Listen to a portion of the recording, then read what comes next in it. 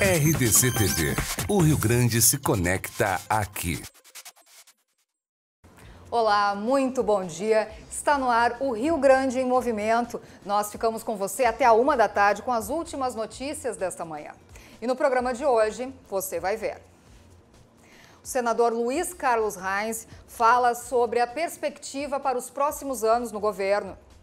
O governador Eduardo Leite assina decreto com medidas emergenciais para conter gastos no estado. Estabelece os procedimentos emergenciais para iniciar o restabelecimento do equilíbrio orçamentário e financeiro no estado do Rio Grande do Sul. As temperaturas provocam aumento na venda de água na capital. Um cliente que tomava em torno de uma bombona por semana, agora está tomando em 3 dias uma bombona de 20 litros. E a estreia do novo Cruzando as Conversas aqui na RDC.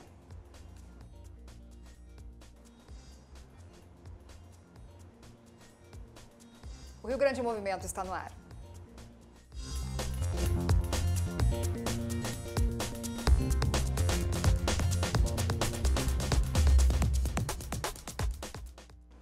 O jovem de 22 anos, que saiu para fazer uma corrida por aplicativo, não retornou mais para casa.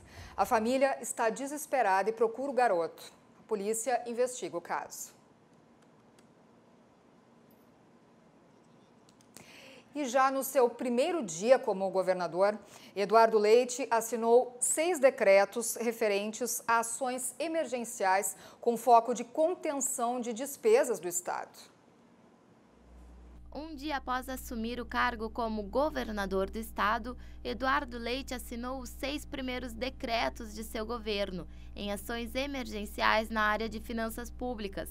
Segundo o governo, as medidas que focam no corte de gastos devem trazer uma economia de 250 a 300 milhões de reais nas despesas do estado. Entre as medidas previstas está determinado cortes de até 50% nos gastos com diárias. Órgãos do estado serão obrigados a revisar seus gastos e terão 30 dias para apresentar uma redução de valores. As medidas foram anunciadas após a primeira reunião de governo com os secretários na tarde de ontem. E atenção para quem mora em Porto Alegre, porque hoje é o último dia para pagar o IPTU com 10% de desconto. Nesta quinta-feira, termina o prazo máximo para quitar o valor do IPTU com 10% de desconto. Após essa data, ainda dá para realizar o pagamento em cota única até o dia 8 de março. Ou então, o contribuinte ainda pode optar por parcelar o IPTU em até 10 vezes. No caso dos contribuintes que aderirem ao parcelamento, os boletos começarão a ser entregues nas residências a partir da segunda quinzena de fevereiro. Quem não recebeu a fatura em casa pode acessar o site da Prefeitura e imprimir a guia. Até o momento, a Prefeitura já arrecadou 118 milhões de reais com o pagamento antecipado do IPTU. E ontem à noite foi a estreia do novo formato do programa Cruzando as Conversas. Com um novo cenário e com o jornalista Ricardo Azeredo no comando, o programa recebeu o chefe da Casa Civil do Rio Grande do Sul, Otomar Vivian, que respondeu perguntas dos jornalistas Marcelo Chemali, do SBT, Eugênio Esber, da Revista Amanhã, e Afonso Ritter, da RDC TV e do Jornal do Comércio. Você confere na íntegra o programa de ontem no canal da RDC TV Digital no YouTube. O programa Cruzando as Conversas vai ao ar de segunda a sexta-feira, ao vivo, a partir das 10h30 da noite, aqui na RDC TV. Bom, e agora vamos à previsão do tempo, porque uma frente fria vinda do Uruguai ameniza o calor no estado. Vamos conferir agora como ficam as temperaturas hoje. Com esse calorão aqui, a chuva já chegou e deve amenizar um pouco as temperaturas, né? Aqui em Porto Alegre seguem altas e chove nesse momento. Na região metropolitana, em Viamão, as temperaturas vão chegar aos 34 graus hoje ainda. No litoral, em Capão da Canoa, 32 graus as máximas. Em Bento Gonçalves, na Serra, as temperaturas chegam aos 30 graus hoje, as mínimas iniciamos aí com 20 graus. também deve ter instabilidade na Serra Gaúcha. Em Erechim, as máximas chegam aos 31 graus. A chuva demora um pouquinho mais para chegar lá no norte do estado e também no noroeste. Lá em Cruz Alta, temperaturas chegando hoje aos 26 graus e também a chuva demora um pouco mais para chegar em algumas das regiões. Agora nós vamos dar uma olhadinha em como está o trânsito, movimento aqui nas ruas da capital, daqui a pouquinho, né? Mas você segue nos acompanhando em todas as redes sociais. A RDC TV está com você em qualquer lugar. Se conecte com a gente e fique sempre bem informado. Nós vamos a um rápido intervalo e já voltamos.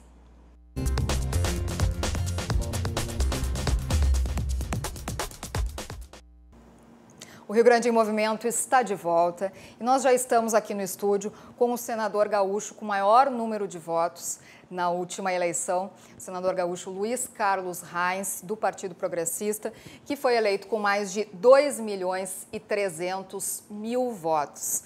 Muito bom dia, parabéns pela eleição, né? Bem-vindo. Bom dia, Lília. Bom dia aos telespectadores da RDC TV. Grande prazer estar voltando à RDC aqui. É muita honra recebê-lo aqui. Foi pé quente, viu? Eu estive aqui na campanha. É verdade. Deu certo. Que bom. Pois é, eu já queria que o senhor iniciasse comentando sobre esse resultado, né, que foi colocado na imprensa como uma surpresa, né? O que o senhor tem a dizer sobre o resultado? Tem um trabalho que a gente fez, né? Nós fizemos um trabalho focado. No início a gente estava como candidato ao governo do estado, as coisas mudaram. Ali realmente nós já arrancamos atrás, porque os outros candidatos já estavam em campanha quando nós iniciamos a nossa campanha. Porque todo o trabalho que a gente fez, a televisão nos ajudou, né? O canal aqui, outros canais, também a nossa marqueteiro, o marketing funcionou direitinho. E a proposta que nós apresentamos, a proposta de mudança, isso acho que foi fundamental. A gente viu que o Brasil queria mudar, os governadores que se elegeram em todos os estados, os próprios senadores, a nossa proposta aqui, diferente de outras propostas, quer dizer, foi a proposta que o povo aceitou mais, né?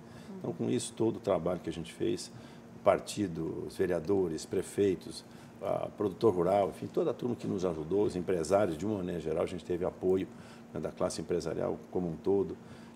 Dessa forma, a gente conseguiu chegar ao resultado esperado na eleição. Queríamos chegar em primeiro lugar e chegamos. Exatamente, então tá bom. 21,9% dos votos, né? Sim. Para o Senado no Rio Grande do Sul. Bom, o senhor é da bancada ruralista, né, engenheiro agrônomo, produtor rural, um grande entendedor da área, né? Eu queria que o senhor também iniciasse agora a entrevista falando para a gente como deve ser o seu trabalho para o agronegócio, para os agricultores, para a agricultura aqui do Rio Grande do Sul. Nós já começamos no final do ano, ainda como deputado, estamos trabalhando nesse instante, já levamos no final do ano passado, nós temos alguns problemas, por exemplo, com relação ao Mercosul. Então, o arroz é afetado, o trigo é afetado, a uva, o vinho são afetados, a maçã é afetado, o alho, o leite, que é um problema crucial também nesse momento. O arroz já se arrasta há bastante tempo. Então, nós já levamos com a equipe do Bolsonaro ainda no final do ano passado, né? Lá o Marcos Sintra, que hoje é o atual secretário da Receita Federal, Marcos Troijo, que é o secretário de Assuntos Internacionais do Ministério da Economia, e a Tereza Cristina, que é a atual ministra da Agricultura. Então, nós já levamos esses segmentos e começamos uma conversa. Estamos apresentando agora, na próxima semana, uma proposta com urgência. Então, os segmentos leite, arroz, trigo, enfim, estão preparando a proposta para que a gente já possa trazer resultados concretos ainda nesse semestre aos produtores. Pois é, senador, a crise do leite, né, a maior crise que já tivemos, né, aqui dentro desse setor, e também os trabalhadores da agricultura já reivindicaram junto à ministra, a nova ministra, né, fizeram várias reivindicações. O senhor já está a par disso também? Sim, porque ela participou e o setor foi lá. Aqui a Farsul, a FETAG, as cooperativas também, o Sindilate, né, que é o sindicato que representa as indústrias e os produtores, nós já levamos propostas e estamos agora levando mais detalhes que precisam apresentar a eles agora na próxima semana. Nós já esperamos levar mais detalhes sobre esse caso. Certo. E a questão do Mercosul também, que o senhor tem comentado? O Mercosul, o que nós estamos vendo, nós temos problemas hoje. O Mercosul é bom para o Brasil, para alguns setores da indústria do Rio Grande do Sul, ok, também, mas esses produtos que eu falei, o leite, o arroz, o trigo, a uva, o vinho, o alho e a maçã estão pagando a conta. Esses 6 produtos são fortemente produzidos no Rio Grande do Sul, em Santa Catarina e também no Paraná. Então, os nossos 3 estados são os estados mais afetados com o Mercosul. Isso nós já fizemos a ministra entender, né, e o próprio Ministério da Fazenda e o Ministério das Relações Exteriores também, né, nós temos, inclusive, um conterrâneo nosso, o Brandelli, que é o secretário executivo do Ministério das Relações Exteriores. Então, ele já conhece esse assunto, nós já iniciamos uma pauta com eles e nós temos que achar uma forma de resolver esse impasse. Não adianta empurrar com a barriga. Nós temos que abrir as porteiras do Mercosul para comprar o que quisermos. Nós temos defensivos mais baratos no Mercosul, nós temos diesel mais barato no Mercosul, nós temos carga tributária menor no Paraguai, no Uruguai, na Argentina, do que no Rio Grande do Sul ou no Brasil. Então, esses fatos nós já levamos ao governo central, dessa nova turma que assumiu ontem, né, para poder trazer uma solução para essa nossa agricultura. Certo. E qual é a sua proposta para diminuir o custo da produção, que foi uma das suas bandeiras também? O Mercosul é uma das formas de diminuir o custo de produção, porque nós temos insumos mais baratos. Aqui nós temos praticamente uma reserva de mercado nos defensivos, nos medicamentos veterinários. Então, nós vamos focar muito essa questão dos custos que nós temos, das peças, das máquinas, dos defensivos, dos fertilizantes. Esses custos no Brasil são mais caros que outros países, não só do Mercosul, mas do mundo inteiro. Então, nós vamos levantar essa situação e trazermos a realidade do Brasil. Aqui nós podemos diminuir o custo de produção e melhorar a renda para o agricultor e também o preço final para o consumidor, que para nós é importante. O consumidor, você que está nos assistindo, nós estamos pensando não só no produtor, mas também no consumidor, porque afinal quem consome o arroz, o trigo, o leite, a carne é o consumidor. Então nós também temos que pensar no custo menor para o nosso consumidor. Perfeito. Como é que vai ser o seu trabalho junto ao presidente da República, Jair Bolsonaro? Também gostaria que o senhor falasse um pouquinho da sua relação com ele. Bolsonaro, nós estamos juntos há 20 anos. Né? Nós somos deputados, ele tem um mandato mais do que eu, 2 mandatos.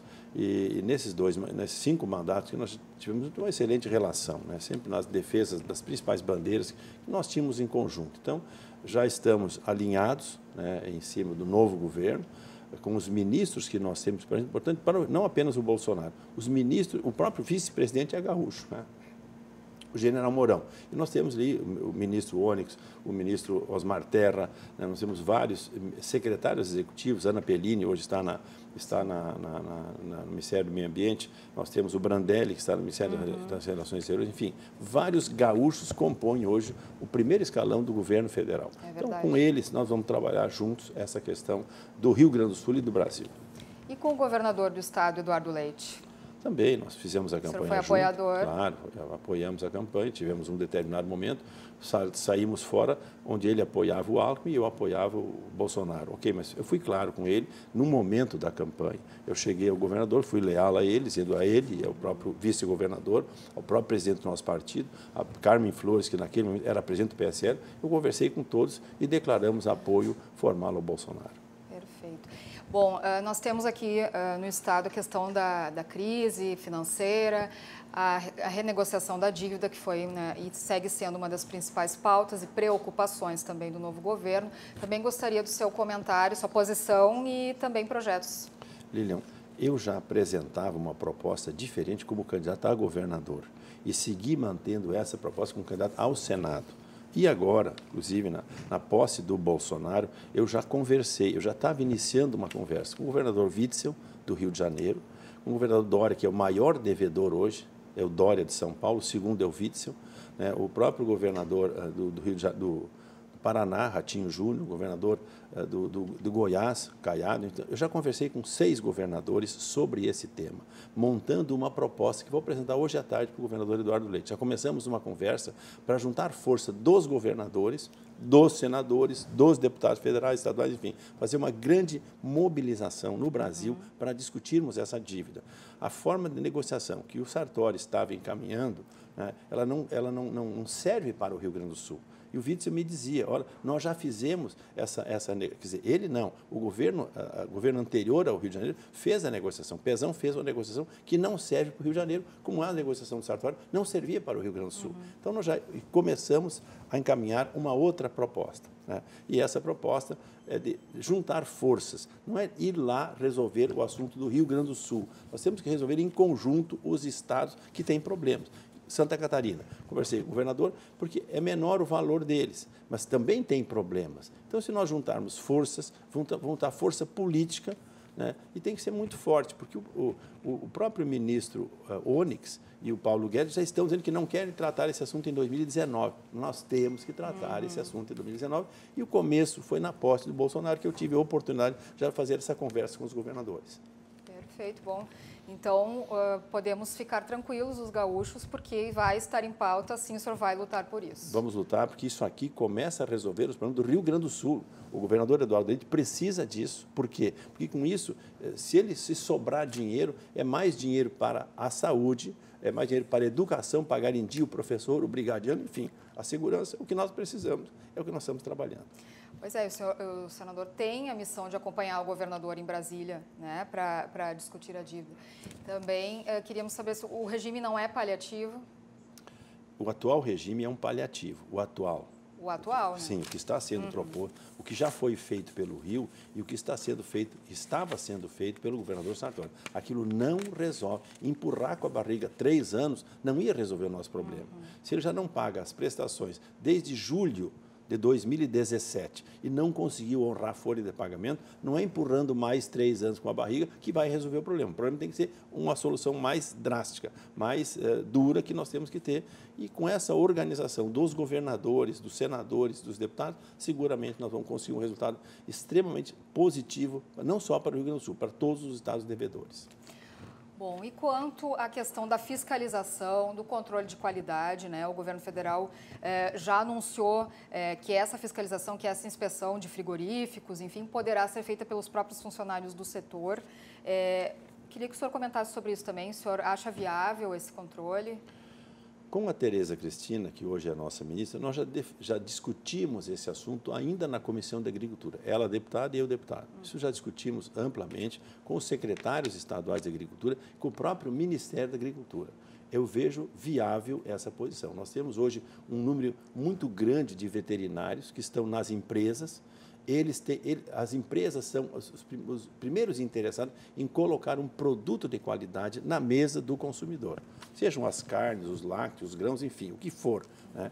E o que nós vamos ter com o Ministério da Agricultura, eles vão fazer um serviço de auditagem.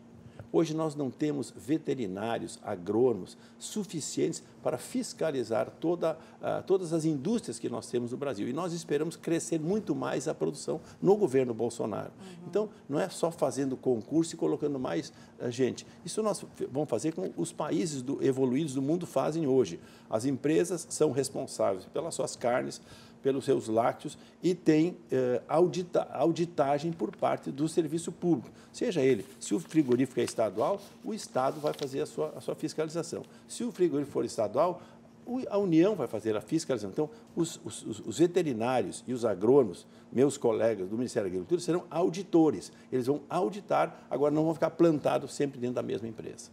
Perfeito. Lembrando que a gente teve grandes operações aqui no Rio Grande do Sul, né? Operação Leite Compensado, carne fraca, né? Eu sei, mas veja o seguinte, eu falava algum tempo atrás com uma indústria de leite. O que ele me dizia? E ele produzia leite para a Nestlé. A Nestlé é uma grife no mundo, não é no Brasil. A fiscalização da Nestlé dentro dessa indústria era muito mais rígida do que a fiscalização do Ministério da Agricultura. Veja, por quê? Porque tem controle de qualidade. Então, o que nós queremos? As empresas vão apresentar produtos de alta qualidade, porque senão a marca dele vai sair do mercado. É competitividade. Ele tem que estar preocupado com a marca dele. Pronto. Se você for no supermercado, ele não vai comprar mais aquele leite, aquela carne, aquele iogurte, enfim. Por quê? Porque aquela marca ela saiu do mercado. Então, a auditagem, primeiro, os fiscais, agrônomos, veterinários das empresas terão que ser de qualidade e, da mesma forma, a auditagem que vai ser feita pelo Ministério da Agricultura também vai ser de alta qualidade. Tá certo. Bom, entrando em outra questão, a Federação dos Trabalhadores da Agricultura e outras entidades falam muito em educação no campo, né? O trabalho no campo, a gente sabe, está evoluindo a cada dia, acompanhando, né, o avanço da tecnologia. O que precisa ser feito, na sua opinião, em termos de educação rural, para valorizar mais o homem do campo, manter ele na zona de produção, mas valorizando? Primeiro, renda para o agricultor. Eu tenho aqui na região de Lajeado, Estrela, Teutônia, ali os produtores ficam no campo. Os filhos dos produtores ficam no campo, porque eles têm renda. Então, o que eu quero é isso para o Rio Grande do Sul, que não apenas um nicho, uma região, o produtor tem, primeiro, renda. A renda faz o filho do agricultor ficar no campo. Segundo, nós temos que ter internet no campo, nós temos que ter luz elétrica no campo. São fatores fundamentais e nós não temos, por exemplo, luz trifásica em todo o Rio Grande do Sul.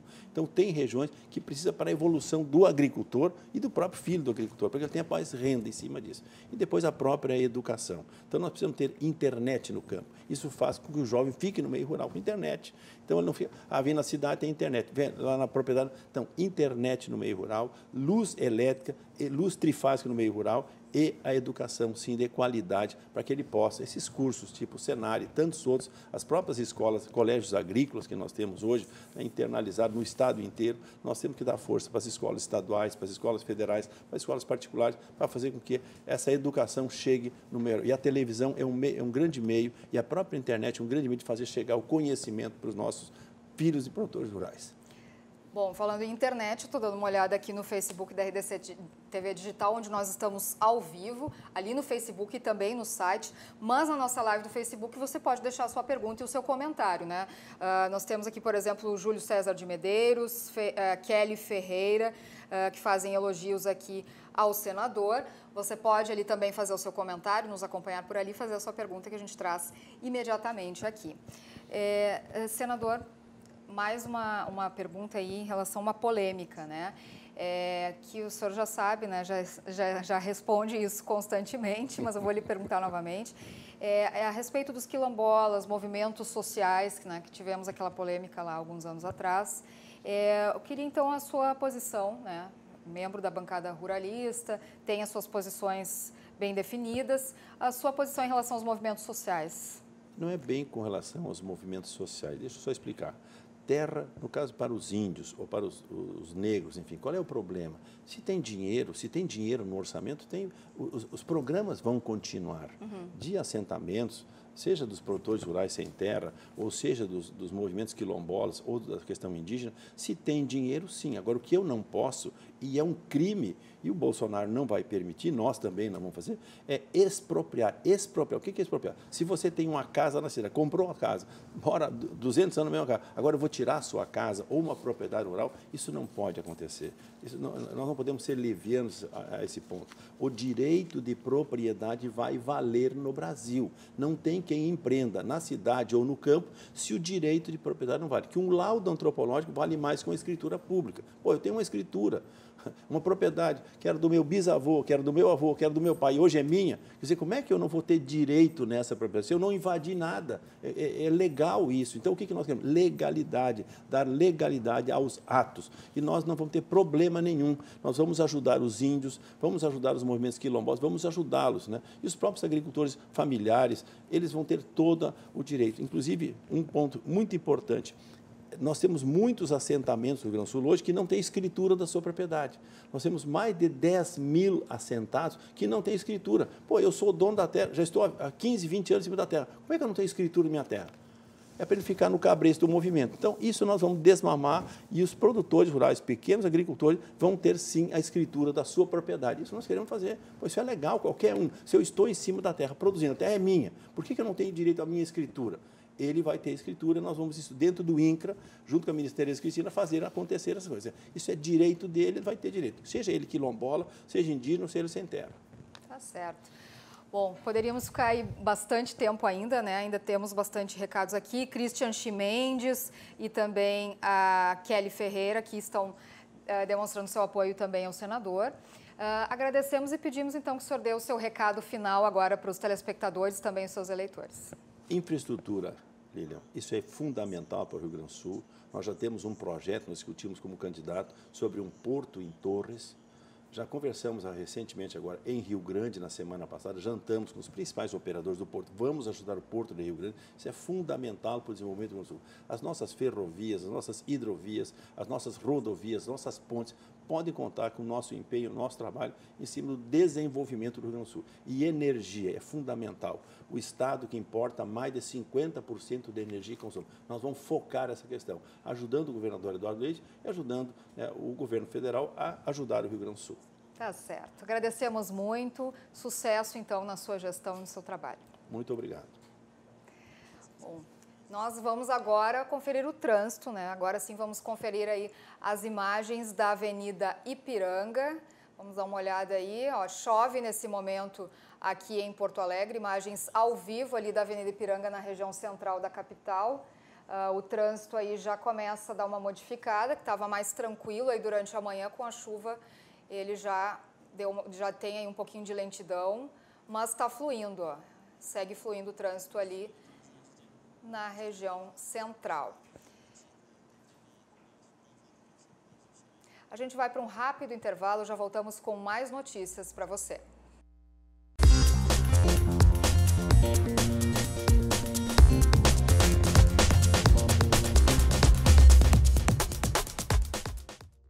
Estamos de volta agora para falar de esporte. João Batista Filho já está aqui conosco e vai trazer as últimas novidades da dupla Grenal. Muito bom dia. Tudo bem? Bom dia, Lilian. Bom dia para todo mundo que está nos ouvindo. É verdade, finalmente as férias acabaram para os jogadores. Hoje à tarde tem reapresentação, tanto na Arena quanto no estádio Beira-Rio. Na realidade, o Grêmio é no CT, que fica ali ao lado da sua Arena. O Inter, reapresentação no Beira-Rio, depois vai para o CT e todo mundo segue sua rotina. Serão 30 dias de muito trabalho numa pré-temporada estendida. Aí o Odair e o Renato pediram para ter 30 dias com os jogadores. Aliás, algumas novidades já estão aparecendo, alguns jogadores já estão em Porto Alegre e é isso que nos atualiza o repórter Pedro Oliveira.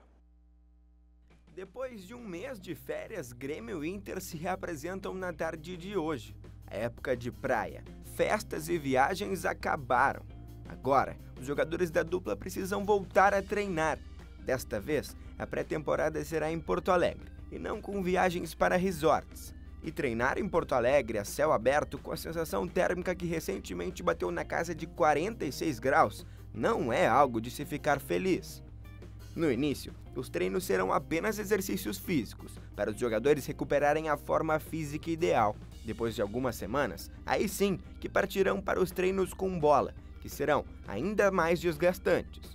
No lado colorado, alguns atletas da base se reapresentarão com o grupo e serão promovidos ao profissional. São eles: Carlos Miguel, goleiro; Roberto e Bruno Fux, zagueiros; Ramon, Nonato, Richard e Sarrafiore, meias; e Pedro Lucas, atacante. Além deles, Guilherme Parede e Neilton, contratações para o grupo principal, farão parte do grupo. No lado gremista, não terão novos jogadores subindo da base para o profissional. Afinal, quem for promovido fará parte do grupo de transição, que jogará no início do Campeonato Gaúcho.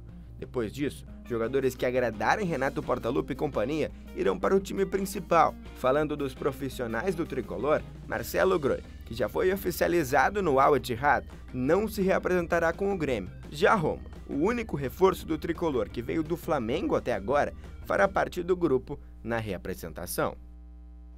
Tá aí, a gente já sabe também que o Grêmio contratou o Júlio César, goleiro, 32 anos, ex-fluminense, estava livre no mercado, vem apenas pelo salário, contrato de 2 temporadas. E aí uma consideração, não era o goleiro dos meus sonhos, acredito que não era o goleiro dos sonhos de absolutamente ninguém na torcida tricolor.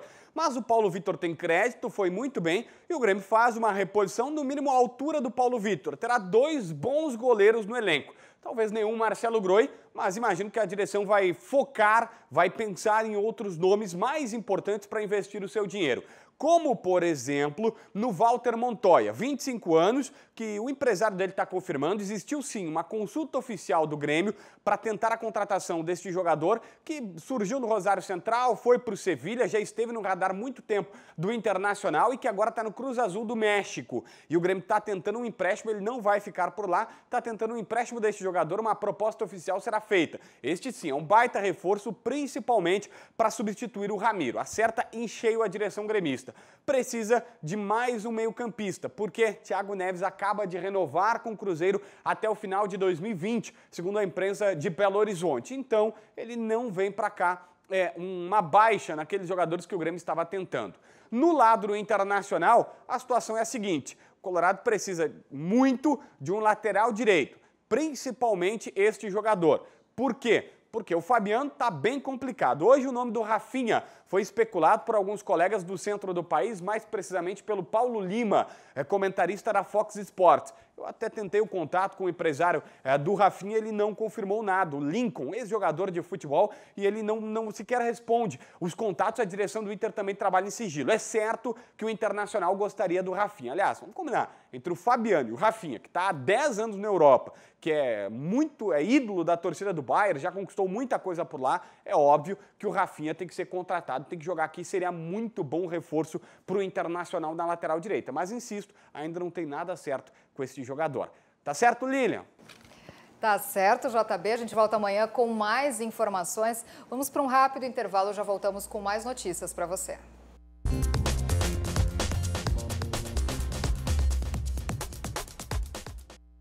O Rio Grande Movimento está de volta. Falamos anteriormente com o senador gaúcho mais votado e agora vamos falar com um deputado estadual, deputado Fábio Osterman, que foi eleito pelo Partido Novo, já está aqui conosco no estúdio. Muito bom dia, bem-vindo. Muito bom dia, Lilian. Bom dia a todos os espectadores da RDC TV. É um prazer estar de volta aqui. Bom, Fábio, que é ex-presidente do PSL, né? Era muito atuante e saiu do partido com a entrada de Jair Bolsonaro. Fiz o caminho inverso de muita gente aí, né? Brasil pois afora. Eu queria o teu comentário agora que vai assumir, né, essa gestão agora na Assembleia Legislativa. Como é que vai ser o teu trabalho agora que tivemos a eleição do presidente Jair Bolsonaro?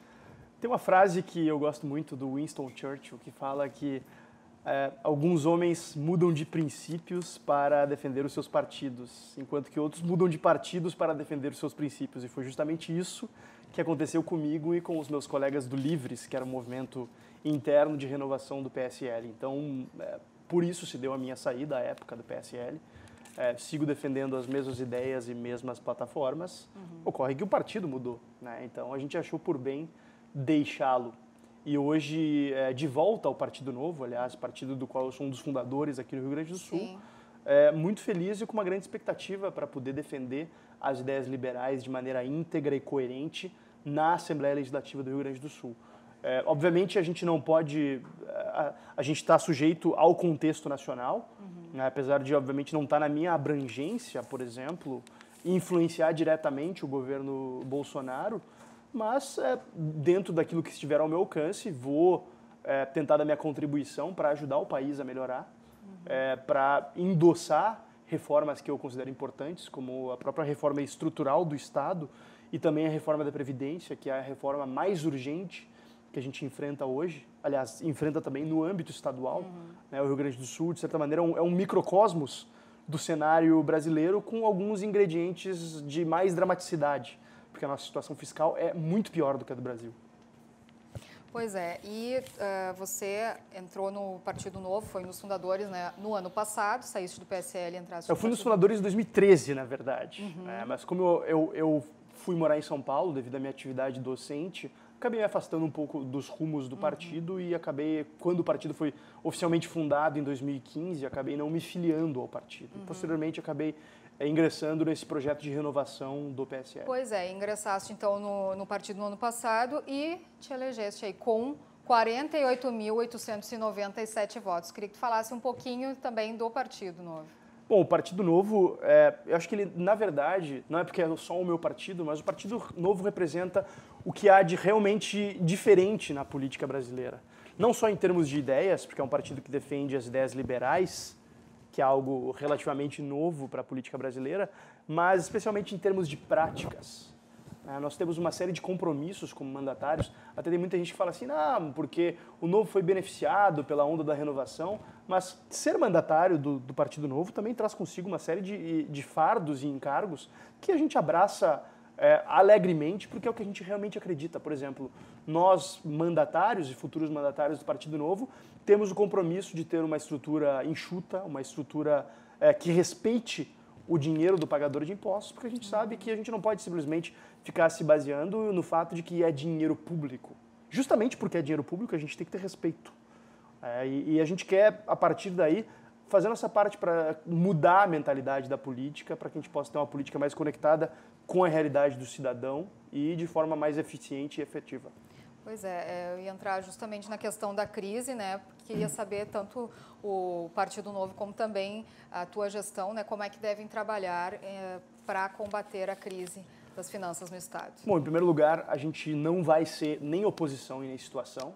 Isso já é um diferencial da nossa atuação, pelo fato de que a gente vai defender aquilo que a gente já vinha defendendo durante a campanha, inclusive, algumas reformas estruturais para o nosso Estado, como, por exemplo, a privatização de estatais, e não é dessa ou daquela estatal, é de todas as estatais, porque a gente acredita que não é função do governo ter estatais.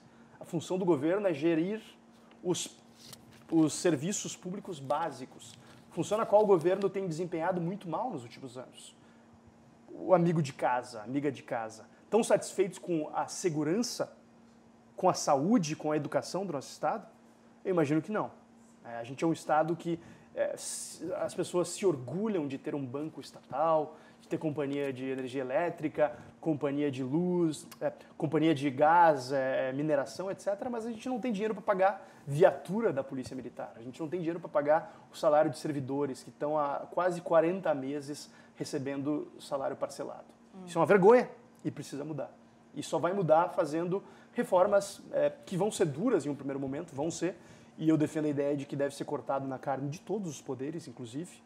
Por isso nós somos os defensores, por exemplo, da PEC do 12º, que não foi aprovada durante o governo Sartori, lamentavelmente.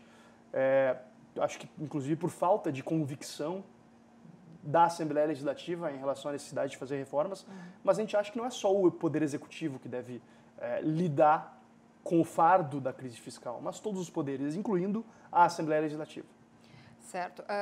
Falando então do novo governo Eduardo Leite, a gente sabe que ele já estava buscando apoiadores, né, e buscando alianças aí já antes de assumir. Já tivemos algumas, né, que foram estabelecidas, incluindo do MDB. Também queria o teu comentário a respeito disso e também sobre a tua opinião ali do trabalho da Assembleia Legislativa junto ao governador. Bom, inicialmente, acho que o governador ele deu um sinal interessante por meio de alguns decretos editados já nos seus primeiros dias, que direcionam um caminho de austeridade fiscal.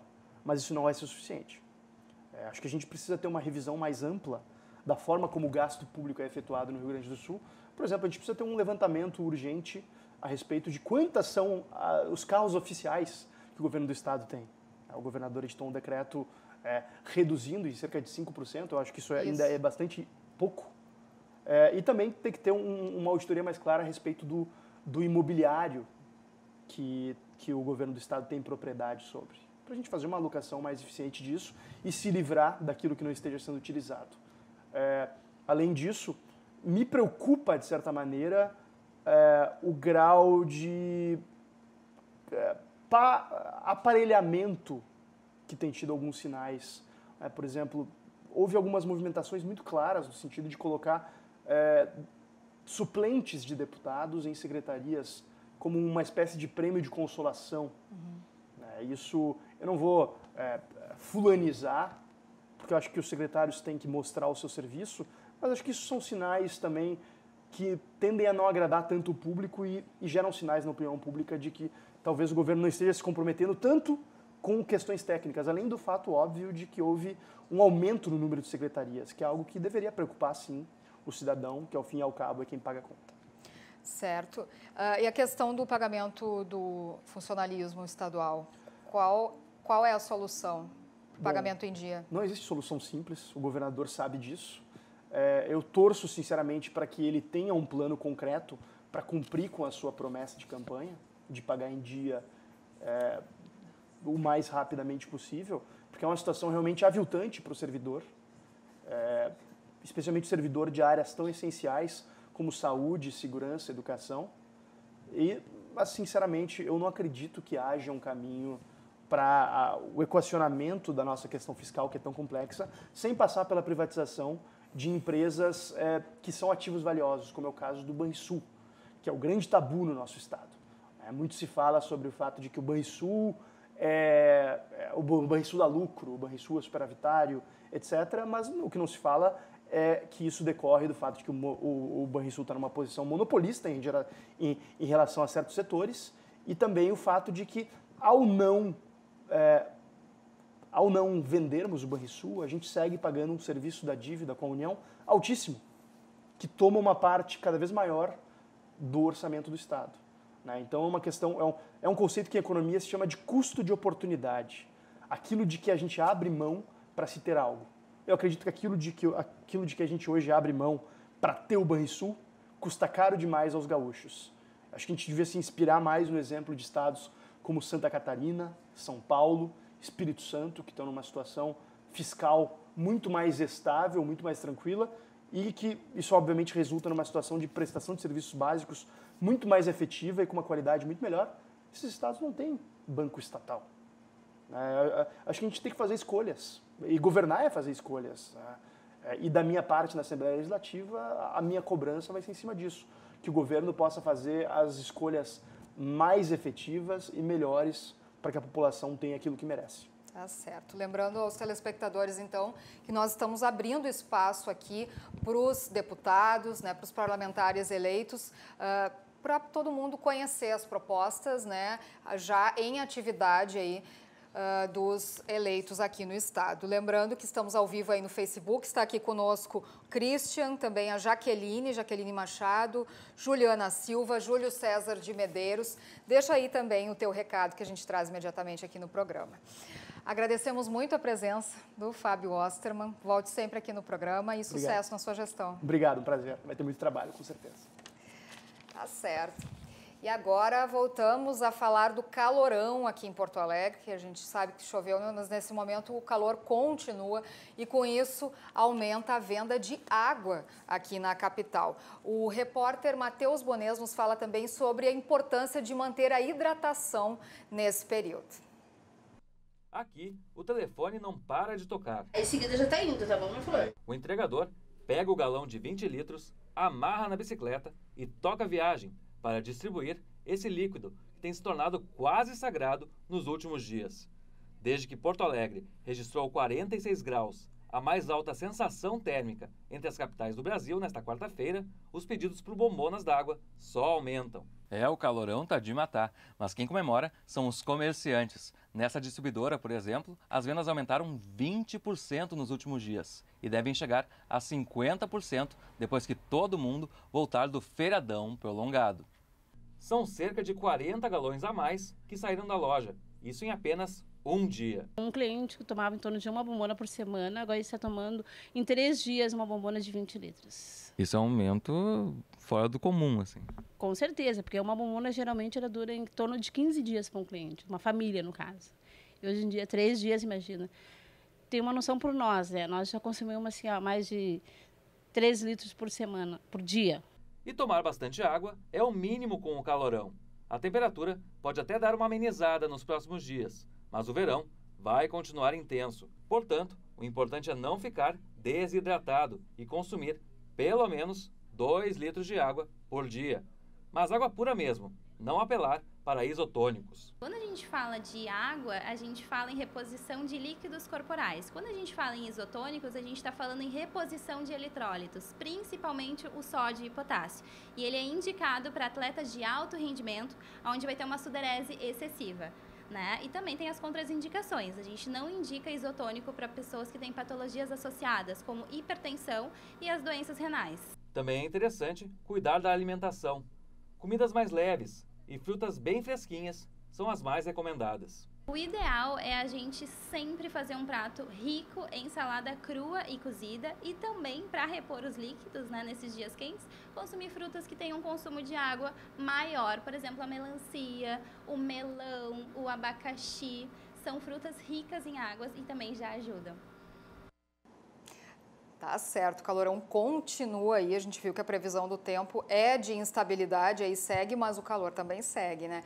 Na maior parte do estado. Então fica aí o alerta da reportagem. Bom, nós temos aí uma outra informação que é bastante procurada pelos telespectadores, inclusive aqui no programa, quando trazemos os quadros de direito com os advogados, que são as mudanças na aposentadoria, o cálculo da aposentadoria, mudanças que valem agora para 2019. Nós vamos dar uma olhada aí, ó, nas mudanças, o que mudou agora no dia 31 e já começa a valer. A regra 8595, como nós já falamos aqui recentemente no quadro de direito previdenciário, ganhou 1 ponto e passou a ser 8696. A soma do tempo de contribuição, se a soma com a idade do trabalhador resultar em 86 para as mulheres e 96 para os homens, então não haverá a incidência do fator previdenciário. Também é preciso tempo de contribuição mínimo de 30 anos para mulheres e de 35 anos para os homens. Não há idade mínima e também são necessários 180 meses efetivamente trabalhados.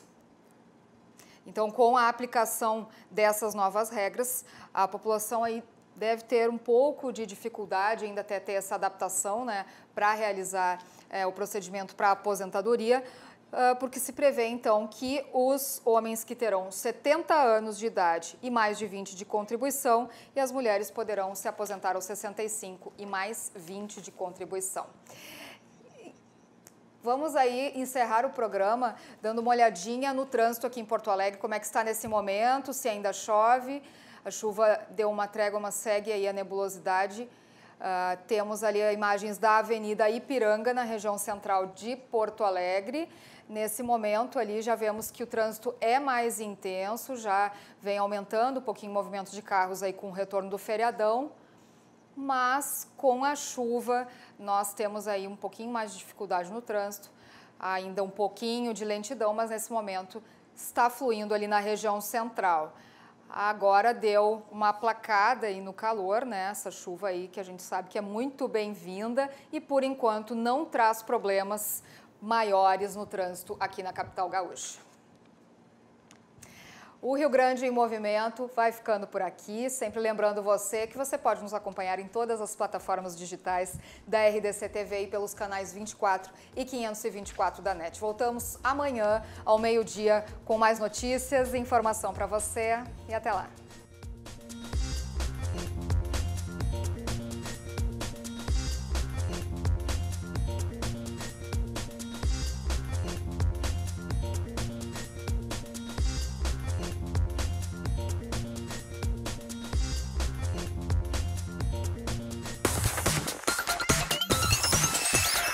RDC TV. O Rio Grande se conecta aqui.